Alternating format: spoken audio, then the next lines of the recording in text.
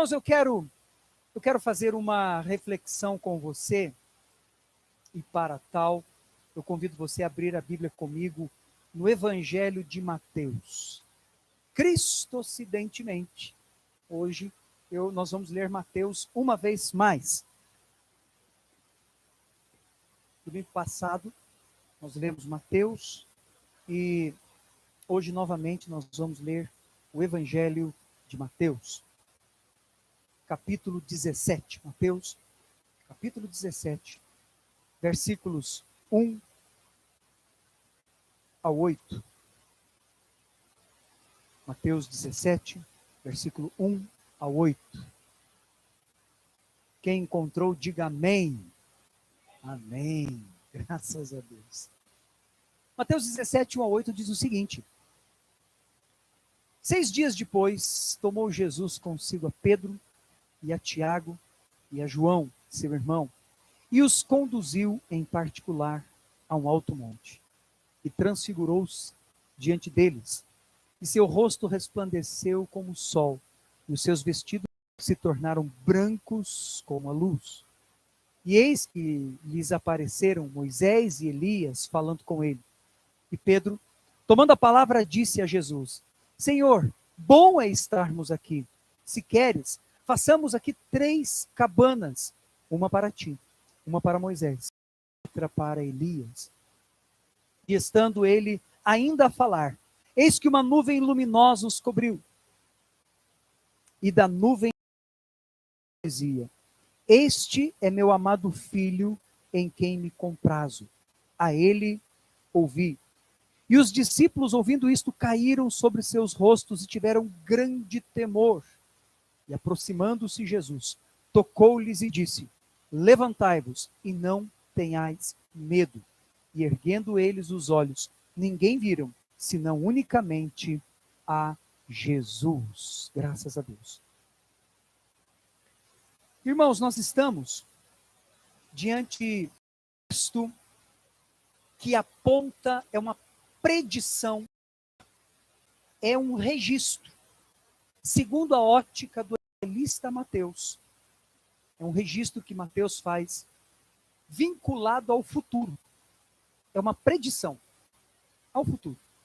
Ou seja, nós temos diante de nós um texto, de certa forma, de um ponto de vista, de uma perspectiva, pode ser assim entendida, escatológica. Esse texto está registrado em Mateus, Marcos e Lucas, os evangelhos sinóticos. Eu escolhi o evangelho de Mateus para aludir, para compartilhar com você e com os irmãos aqui do estúdio essa reflexão, porque, em minha opinião e para mim, de maneira pessoal, o evangelista Mateus ele coloca numa ordem particularmente que eu gosto mais. Mas existe determinados, porém, que precisa ser dito, que precisa ser colocado aqui. Versículo 1 começa: 6 dias depois. Não necessariamente 6 dias contados. Possivelmente é uma semana. O evangelista Lucas, nesse mesmo texto, vai dizer 8 dias. Mateus diz 6. Lucas diz 8. Cultura literária da época que abarcava os gregos, abarcava os latinos e também os hebreus. Essa literatura, esses determinados conceitos, essas regras. Possivelmente, 6 e 8 faz menção daquilo que é fechado, ou seja, da semana. 7 dias. 7 dias. Uma semana depois, possivelmente, Jesus, acompanhado de Pedro, de Tiago e de João, ele, com estes 3 discípulos, se dirigiu ao monte para orar. Parece que a proposta inicial de Jesus era a oração. Jesus tinha o coronado, ele tinha este hábito. Jesus orava. E Jesus orava durante a noite. Se nós observarmos os evangelhos, Ricardo, nós vamos ver que muitos dos milagres de Jesus era feito durante o dia, no final da tarde, comecinho da noite, em que Jesus ele se despediu da multidão e ordenou que os discípulos, o evangelista Marcos vai fazer menção disso, Ele ordenou que os discípulos fossem para o barco. Quando Jesus, então, anda por sobre as águas. É uma ordem. Jesus dá uma ordem para os discípulos. Só ordena, só manda quem tem intimidade. Jesus tinha intimidade com os discípulos. E era ordem de ordem, literalmente. Era uma ordem. Não era uma solicitação, nenhum pedido, nenhum favor. Jesus dindo da multidão. Possivelmente muitos milagres, com certeza Jesus fez neste momento que os evangelhos não registram. Portanto, possivelmente, com certeza, bem da verdade, os comentaristas mais fiéis, eles vão concordar entre si, particularmente concordo com eles e com o texto, era noite. Era noite. E esse texto traz também o monte. Era um monte, possivelmente o Monte Hermon. Do Monte Hermon, segundo a geografia bíblica, do Monte Hermon você via toda a cidade de Cafarnaum, Jerusalém, todas as circunvizinhanças. Você tinha uma grande visão. Alguns comentaristas que chegam a arriscar que quando Jesus estava sozinho, Jesus orava e levantava as mãos, abençoando todas as etnias, todas as cidades e todos os povoados dessa região. Só que Jesus começa a orar e eles são tomados por um impacto, por uma experiência inefável, indizível, relatada pelo evangelista Mateus, por Marcos e por Lucas, nestas palavras. Mas Pedro, Tiago e João, por mais que possivelmente, se eles pudessem relatar, registrar isto, não encontrariam palavras, Coronado, para colocar em razão da mega experiência que estes três homens tiveram. Notemos que o versículo 2, imediatamente o evangelista Mateus relata a transfiguração. Mateus fala deste resplendor. Transfigurar tem algo muito interessante, Laércio. No grego original, o texto que foi escrito, esse evangelho. No grego original, a expressão transfigurar é morfê. E morfê dá origem à palavra metamorfose. E metamorfose, por seu turno, por sua vez, significa transformação, mudança. Mas é uma mudança de dentro para fora. Olha que interessante. Quer dizer que houve uma mudança diante dos olhos dos discípulos de Pedro, de Tiago e de João. Essa mudança que Jesus, essa mudança pela qual Jesus passou, veio de dentro. Foi morfê, foi uma metamorfose. O apóstolo Paulo vai usar esta mesma expressão grega em Romanos, capítulo 12, versículos 1 e 2.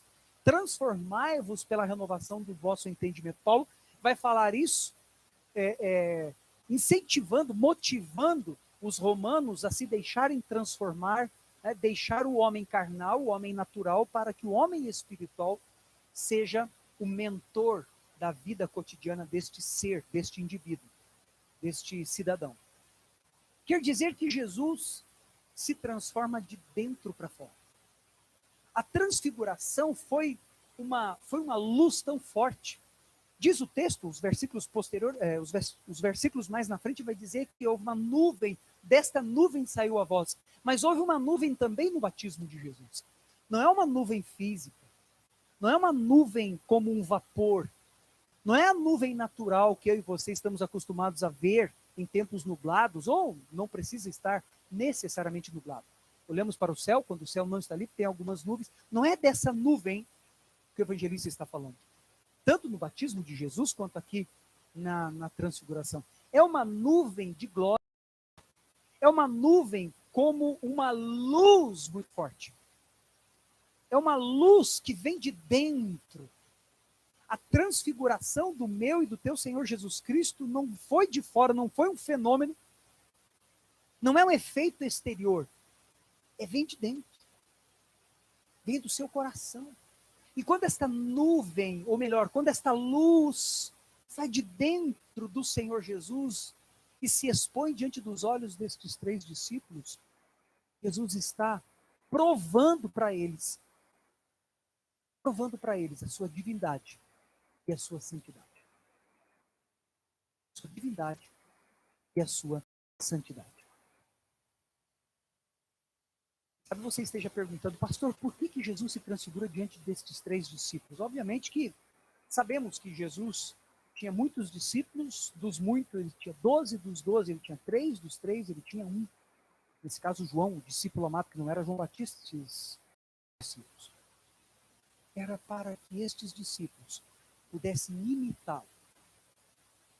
Imitá-lo no que diz respeito à santidade, a luz do coração, a luz interior do homem Jesus reflete o Deus Jesus, o divino, o sobrenatural, o transcendente. Jesus, então, ele se deixa transfigurar, mostrando para os discípulos a fina conexão, a estreita conexão, ou melhor, o estreito relacionamento que ele, Jesus, tinha com o Pai Celestial. Coisa fantástica. Depois que os discípulos têm este impacto, eles ficam, obviamente, estupefatos, queixo caído. Eles ficam... Principalmente Tiago e João. Pedro, até para corresponder à sua natureza, mas diz, mestre, bom estarmos aqui. Talvez Pedro não estivesse falando do local geográfico.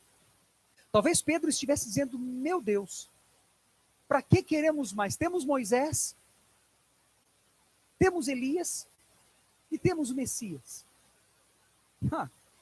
Para que querer sair daqui? Não precisa. E quanto a Moisés e Elias, há um entendimento de que Moisés ele representa a lei, não apenas a lei, mas os redimidos que experimentaram a morte, que serão ressuscitados na volta do Senhor Jesus. Lembre-se que eu disse que esse texto é um texto que é uma predição de algo que está por vir.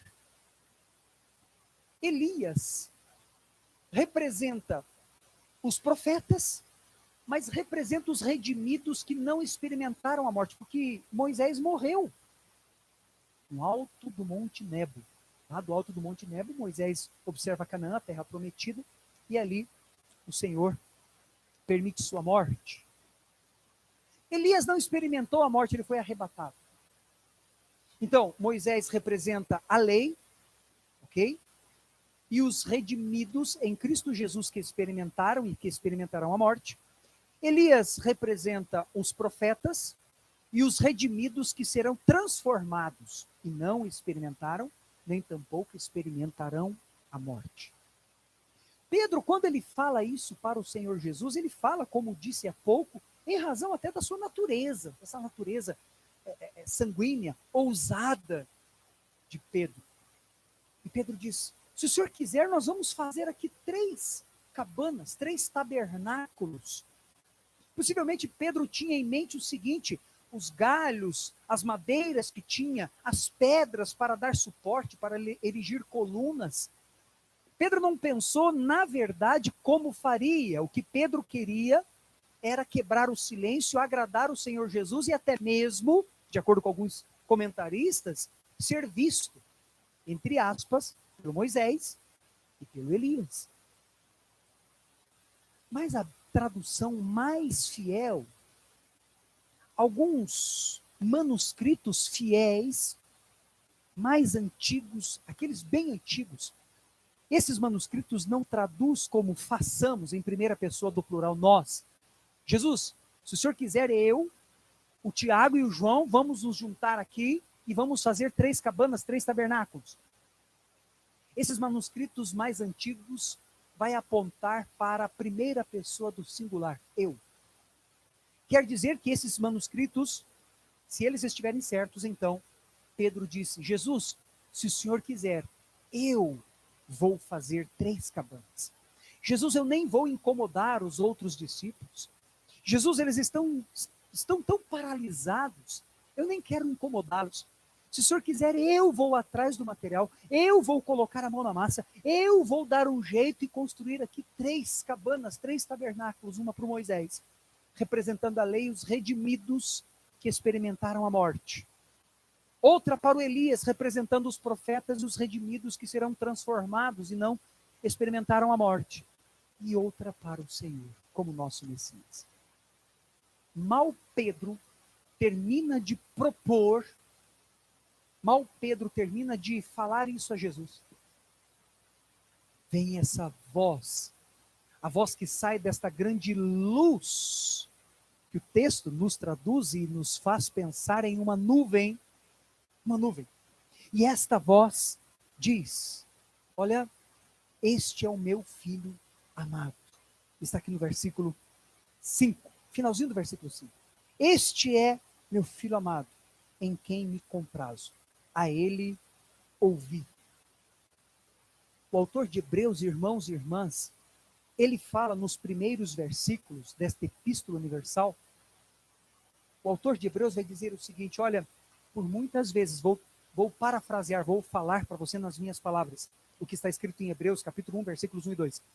Olha, por muitas vezes, Deus nos falou por intermédio dos profetas, Deus nos falou por intermédio de tantos outros meios, mas nesses últimos tempos, nos tem falado por intermédio do seu Filho, Jesus. O autor de Hebreus aprendeu, o autor de Hebreus entendeu que a voz do Senhor Jesus é a voz do Pai, é a voz do Deus Todo-Poderoso, é a voz que transforma. Esteve em Lamentações, que foi o texto que nós começamos, né, o nosso culto, a nossa liturgia online.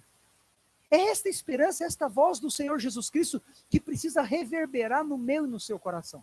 É essa voz de Jesus que precisa reverberar nos meus e nos teus pensamentos. O Pedro, com toda a sua ousadia, o Pedro, com toda a sua coragem, com toda a sua personalidade sanguínea, também não resistiu à voz. O texto não traz que o Tiago e o João se manifestaram, só traz que Pedro se manifestou. Mas o Pedro, depois que ele ouviu, ele, bem como Tiago e João, caíram com o seu rosto no pó, caíram com o seu rosto em terra, porque eles tiveram temor, porque eles ficaram assombrados, porque eles ficaram impactados. Irmãos, para trazer essa reflexão para o seu coração, eu estava pensando exatamente nos tempos que nós estamos vivendo. Foi assim que nós começamos o nosso culto online, foi assim que nós começamos a nossa reunião. E é assim que nós estamos prosseguindo. As canções foram cantadas sob esse ponto de vista e também essa nossa reflexão. Eu quero continuar enfraquecido. Acompanha o meu raciocínio.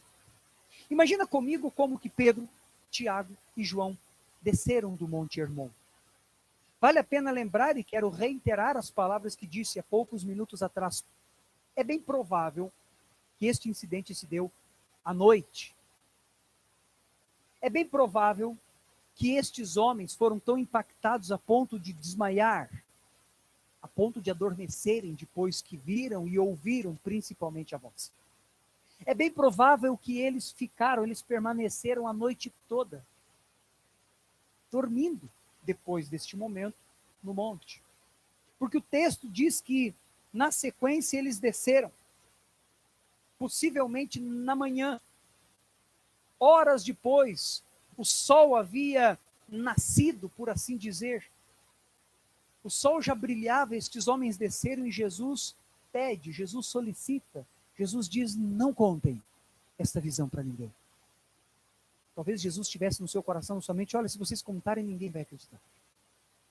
Mas você pode imaginar como que estes três homens subiram no monte. Eles subiram com uma perspectiva, com um ponto de vista, com uma experiência a respeito do Senhor Jesus. Eles subiram de um jeito, com uma identidade, trazendo na bagagem de vida um jeitão. E como que eles desceram? Eu posso garantir para você, pela fé, que estes homens, Pedro, Tiago e João, desceram do monte muito mais espirituais do que antes. Muito mais espirituais do que antes. Portanto, este momento de isolamento, este momento que eu e você, nós temos vivido, nós temos passado momentos de incerteza, de conflito, momentos de impacto, se você tem Jesus no seu coração, como você diz que tem. Se eu tenho Jesus no meu coração, como digo que tenho. Se os irmãos que estão comigo aqui têm Jesus no coração, como dizem que têm, então nós precisamos sair deste momento, e isso tudo vai passar, muito mais espirituais do que antes. Muito mais fortes do que antes. Muito mais impactados do que antes. Muito mais sedentos, muito mais convictos do que antes. Muito mais. E existe pelo menos 3 aspectos, existe pelo menos 3 momentos que nestes versículos que eu li, que fazem com que eu e você também possamos importar para nós esta experiência e sermos hoje muito mais espirituais do que ontem. Olhe comigo, por gentileza, o versículo 2. E transfigurou-se diante deles, e o seu rosto resplandeceu como o sol, e os seus vestidos se tornaram brancos como a luz.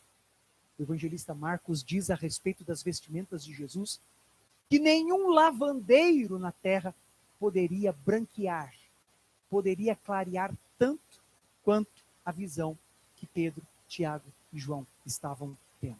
E vale lembrar que João Marcos, possivelmente o autor, né, do Evangelho, possivelmente relatou muitos depoimentos de Pedro. Talvez Pedro até falando, pregando, ou falando com o próprio Marcos, disse: Marcos, você não tem ideia. Olha, era tão branco, mas tão branco, mas tão branco, que não tinha lavanderia, que não tinha lavandeiro, que não tinha produto que clareasse tanto, que branqueasse tanto as vestimentas de Jesus naquele momento. Então o versículo 2 fala sobre a visão que eles tiveram. Uma visão, queridos irmãos, queridas irmãs, quero aqui fortalecer o que já disse há pouco, uma visão que eles tiveram, a visão de Jesus que vinha de dentro, vinha do interior do Senhor Jesus Cristo, vida, vinha do interior do Senhor Jesus Cristo, esperança, vinha do interior dos discípulos, governo. O povo judeu estava esperando um reino terreno, eles estavam esperando um reino cheio de pompa, um reino cheio de apresentação, cheio de isso, daquilo outro. Mas Jesus estava mostrando para esses discípulos, para que eles pudessem dar continuidade ao seu ministério, como assim o foi. Jesus estava mostrando para esses discípulos que o reino é influência, que o governo é influência, e não simplesmente palavras de ordem, não simplesmente palavras muitas vezes vazias. A visão que estes homens, que estes discípulos tiveram do Senhor Jesus, foi uma visão que veio de dentro do coração do no seu momento de oração, no seu momento devocional de leitura bíblica, que você simplesmente olhe para os evangelhos, que você veja os milagres que o Senhor Jesus Cristo fez, os seus ensinamentos, e que você possa, com os olhos da fé, fechar os teus olhos, para que eles sejam abertos, para ver o Senhor Jesus em sua divindade. Começamos esse nosso culto, essa nossa celebração, falando exatamente sobre isso. Abra os olhos do meu coração. Pedro, Tiago e João tiveram os olhos do seu coração abertos para ver o Senhor Jesus Cristo divino, o Deus Jesus, aquele que transforma, aquele que cura, aquele que liberta, aquele que faz o impossível acontecer. Mas houve um segundo aspecto, uma segunda lição que nós podemos extrair destes versículos lidos. Olha comigo, por gentileza, o versículo 5.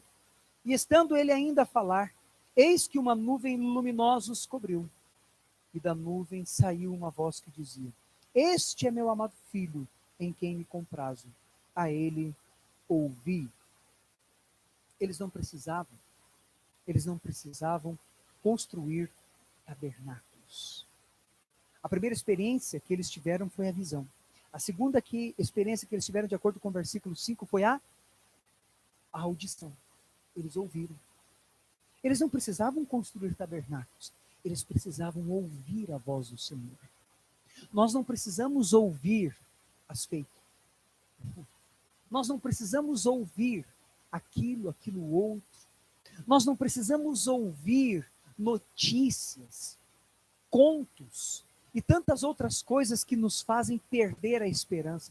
Nós não precisamos ouvir sobre isso, sobre aquilo, sobre aquele outro, aquele negativismo. Nós precisamos ouvir a voz de Jesus, pois a voz de Jesus é a voz do Pai. Você não precisa ouvir coisas negativas, meu irmão, minha irmã.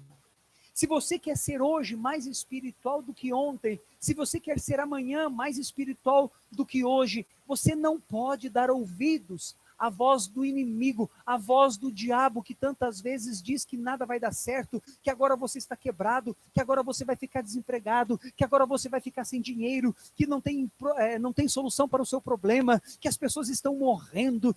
Você não tem que ouvir isto, você precisa ouvir a voz do Senhor Jesus, pois a voz do Senhor Jesus é a voz do Pai. E a voz do Pai, ela desperta a nossa esperança, como Jeremias disse lá em Lamentações, o texto, novamente eu reitero o texto que nós lemos há pouco. A voz do Senhor Jesus é aquela voz que mostra o caminho. A voz do Senhor Jesus é a voz que nos dá segurança. A voz do Senhor Jesus é a voz que diz não temais. A voz do Senhor Jesus é aquela voz que diz Lázaro, sai para fora. A voz do Senhor Jesus é a voz que expulsa os demônios, que manda sair aquilo que é negativo, que quebra as circunstâncias contrárias, mas que abre novas possibilidades. É a voz do Senhor Jesus. E tantas são as vezes que nós temos ouvido vozes estranhas. Mas não são as vozes estranhas, meu irmão, minha irmã, que você deve ou que você pode ouvir. Diga não às vozes estranhas. Ouça a voz do Senhor Jesus. Ouvindo a voz do Mestre, você vai ficar muito mais espiritual do que antes. E para fechar este momento, aqui no versículo 7, uma terceira e última lição. Para ser mais espirituais do que antes, Pedro, Tiago e João tiveram a experiência da visão. Viram? Tiveram a experiência da audição. Ouviram? E, em terceiro lugar, olha o que diz o versículo 7. E aproximando-se Jesus, tocou-lhes e disse, levantai-vos e não tenhais medo. Para com isso. Quer ser mais espiritual do que antes? Deixe ser tocado por Jesus. Se deixe tocar pelo Senhor Jesus. Foi o que Pedro, Tiago e João, eles experimentaram, o toque. Não basta a visão, não basta a audição, teve o toque. E se eles estavam caídos por causa do assombro, por causa do medo, por causa de uma situação fenomênica, ameaçadora, aparece o Mestre Jesus, aparece o seu Senhor, o meu Senhor, o teu Senhor, e toca. E com esse toque, eles recobram a consciência. Com este toque, eles recobram a esperança. E diz o texto ainda que eles olharam ao redor e a ninguém mais viram, senão unicamente a Jesus. Quem tem Jesus não precisa de lei. Quem tem Jesus não precisa dos profetas. Quem tem Jesus tem o Filho, tem o próprio Deus, tem o seu toque.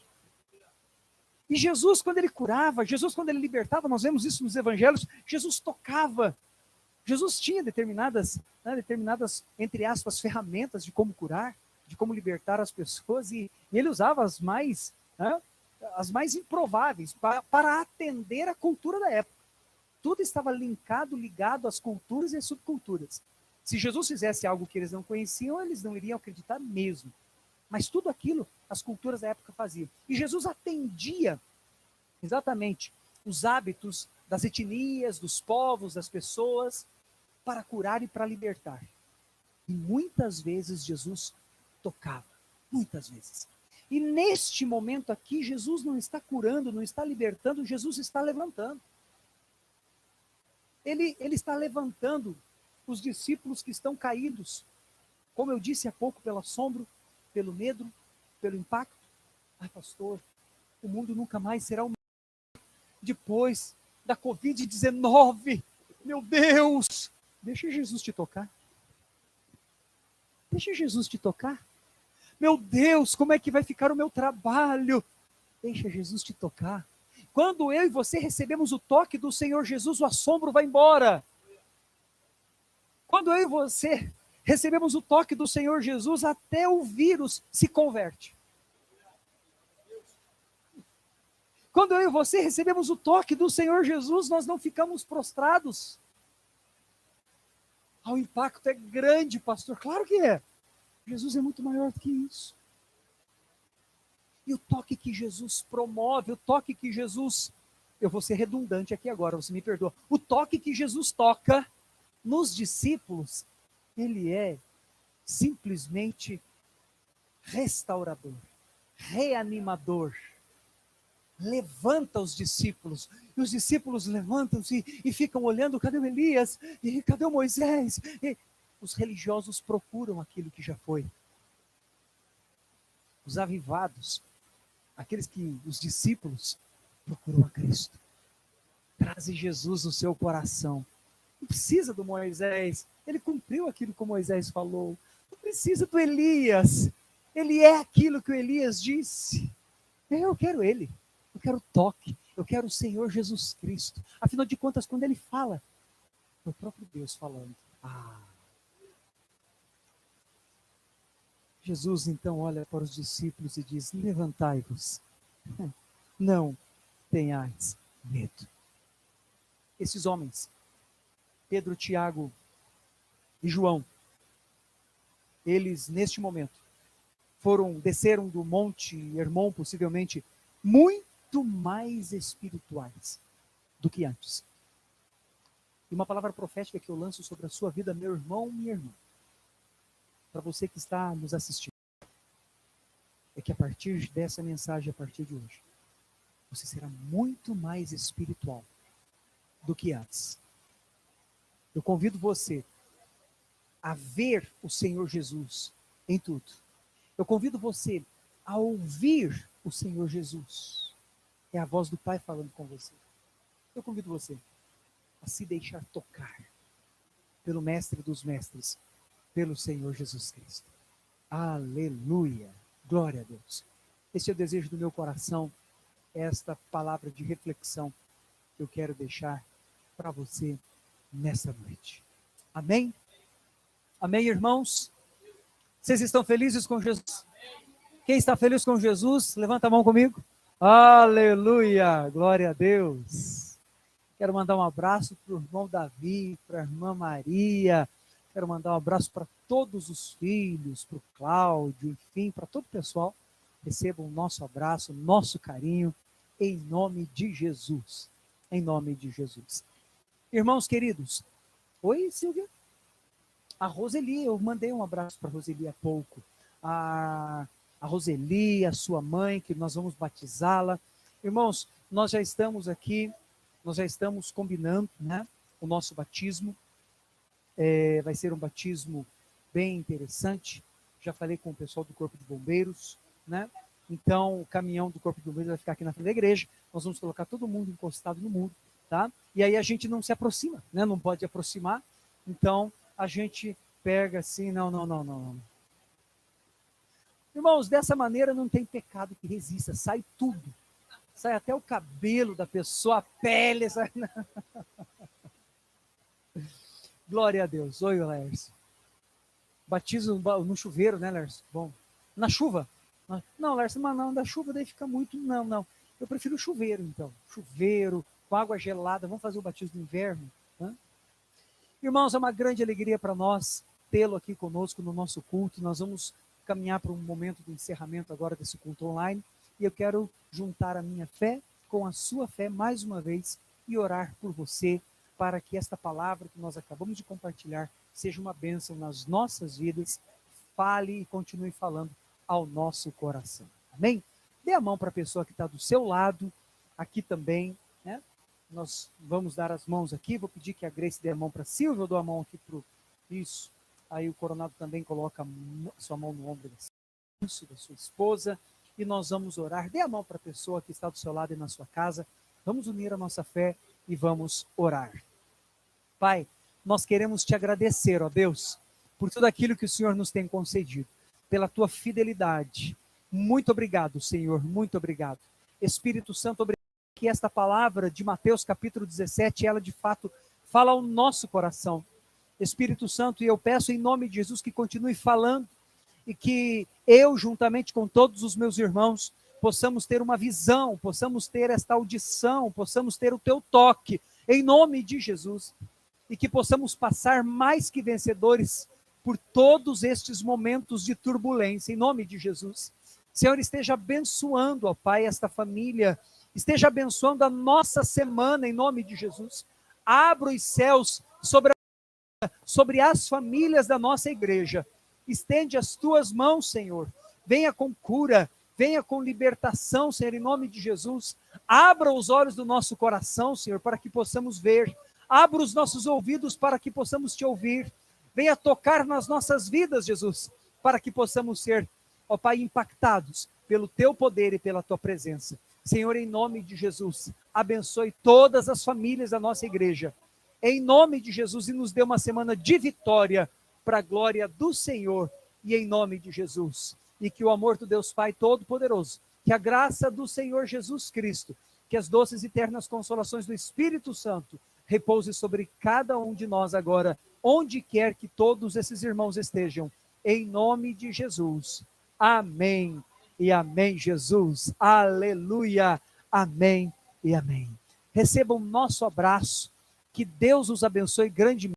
Tenham todos uma semana de vitória para a glória do Senhor. Em nome de Jesus. Deus os abençoe. Amém, Jesus. Oh, aleluia. Tu és o Deus que jamais falhou. Tu és o Deus que não pode mentir. Tu cumpriste as tuas promessas na vida de Abraão, de Isaac, de Jacó. E eu sei que o Senhor cumprirá também as tuas promessas na minha vida. Eu sei que os teus olhos estão em mim, Senhor. Oh, aleluia. Sei que os teus olhos, sempre atentos, permanecem em mim.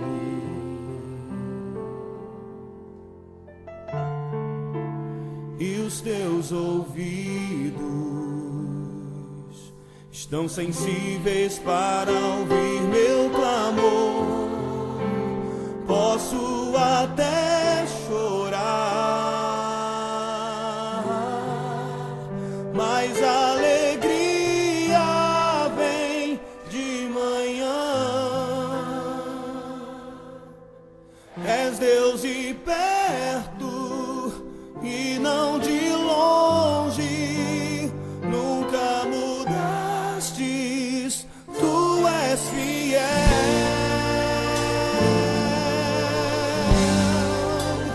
Deus de aliança, Deus de promessas, Deus que não é homem pra mentir. Tudo pode passar, tudo pode mudar, mas tua palavra vai se cumprir. Eu sei que os teus olhos estão em mim, Senhor. Sei que os teus olhos, sempre atentos, permanecem em mim.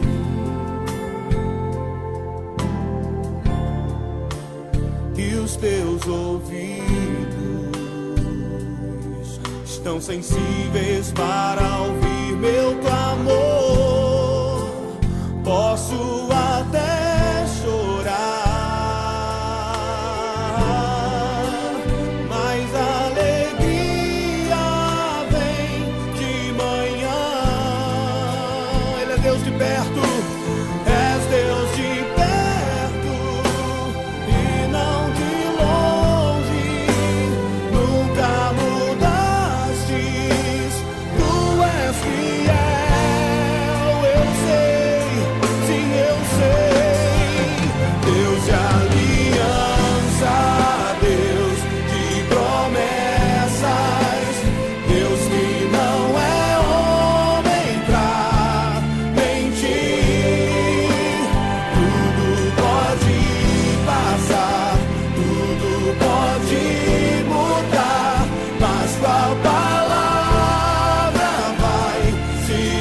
Levante as suas mãos a Ele, declare: Deus de aliança, Deus de promessas, Deus que não é homem pra mentir.